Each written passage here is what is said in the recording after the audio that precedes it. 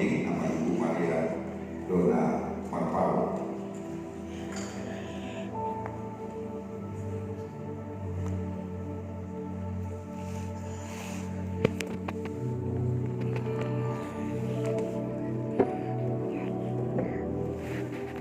Gereja adalah rumah. Gereja adalah keluarga. Gedung ini dibangun secara fisik dengan uang. Gedung gereja ini dibangun secara fisik dengan namanya pengorbanan, dan secara finansial dengan pengorbanan finansial. Tetapi gereja yang sebenarnya harus dibangun dengan hati, dan gereja harus menjadi tempat yang aman, yang nyaman bagi generasi, bagi anak, bagi remaja, bagi pemuda.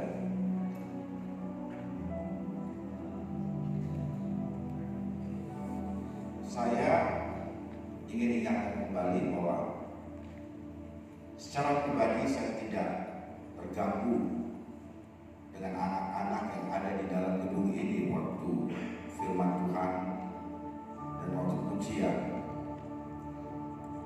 Bahkan ya, ada anak yang sangat aktif dan bisa naik ke mimbar. Mungkin bagi sebagian besar pemimpin, pendeta, itu akan menjadi sebuah masalah. Tapi bagi saya secara pribadi itu tidak. Mengapa? Saya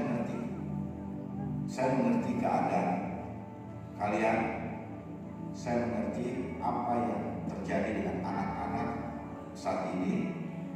Saya mengerti apa anak itu dengan istilah kebutuhan khusus. Saya mengerti dengan seorang tua yang mungkin ya kurang terdidik juga atau tidak ada waktu atau kurang terdidik untuk mengajar anak-anaknya. Saya pribadi. Tetapi memang ada suara-suara yang mendorong saya. Suara-suara itu dari para pemimpin gereja ini untuk mulai menerbitkan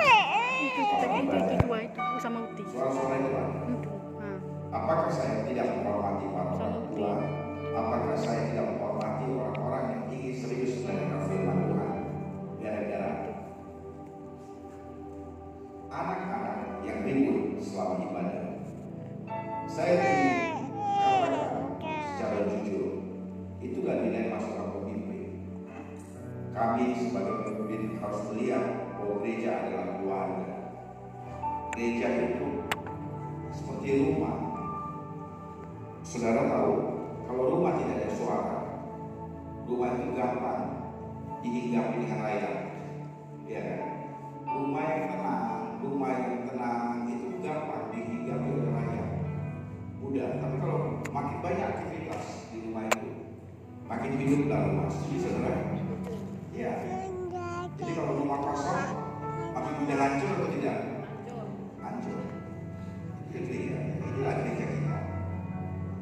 Dari segi sosial, pendidikan, saya mengerti.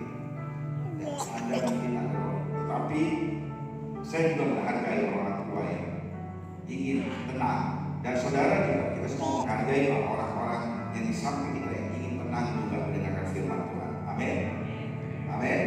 Jadi jangan waktu anak kita ribut, terus kita diamin atau mau kita ajak dia bermain. Sekarang kita nggak menghargai kiri kanan kita tuh ada orang yang mau beribadah. Kita anggap ya semua orang mengerti tentang aku, semua orang tahu tentang aku. Itu jangan.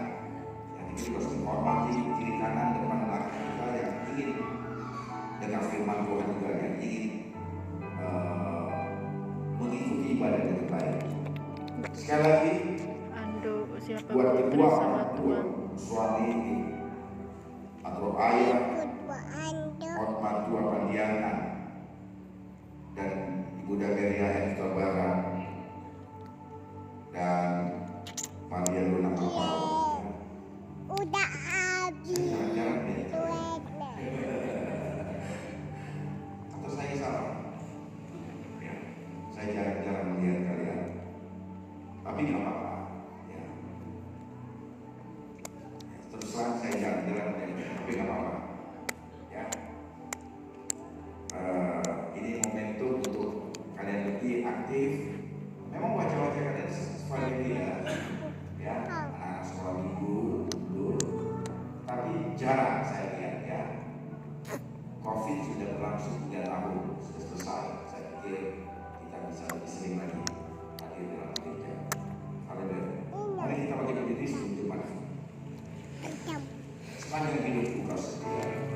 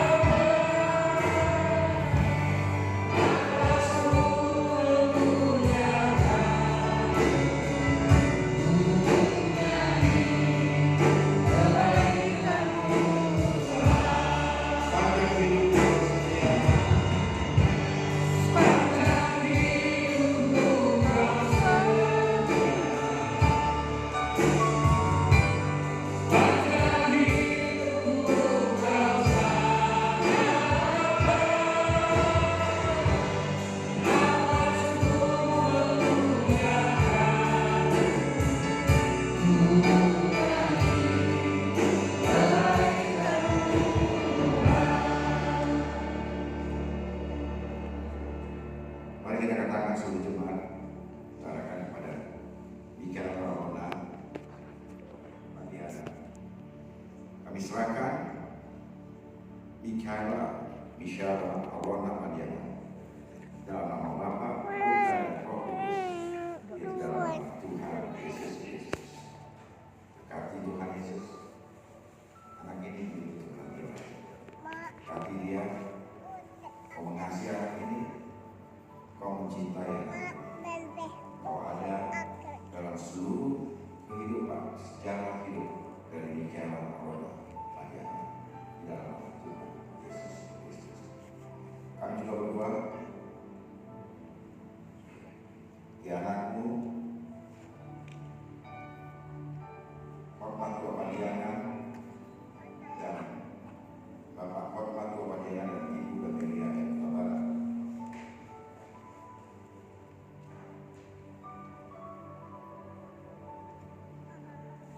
Tuhan mengasihi engkau.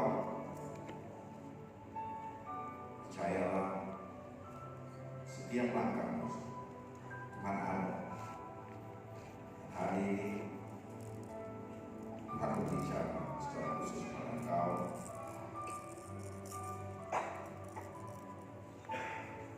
Tetap hidup di dalam anugerah, bukan hidup dengan apa yang Anda pikirkan saja. Berjalanlah dengan kasih karunia ini.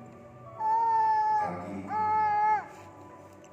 Bapak Pandiangan dan seluruh aspek kehidupan Bapak Pandiangan.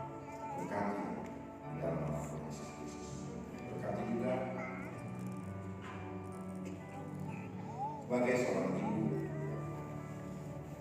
sebagai seorang orang harus memiliki kekuatan yang ada. Tuhan beserta dengan Anda, bukan memberikan Anda kekuatan, bukan memberikan Anda kemampuan. Dan lihatlah, ada rancangan Tuhan yang besar dan indah dalam kehidupan keluarga kalian. Melalui kehidupanmu, seorang penolong yang tetap berdoa, tetap memikul tanggung jawab, mengurus anak, untuk mengasihi suami di dalam nama Tuhan Yesus Kristus. Kami juga menyerahkan anak Putri Julianti Sihobi dalam nama Tuhan Yesus Kristus.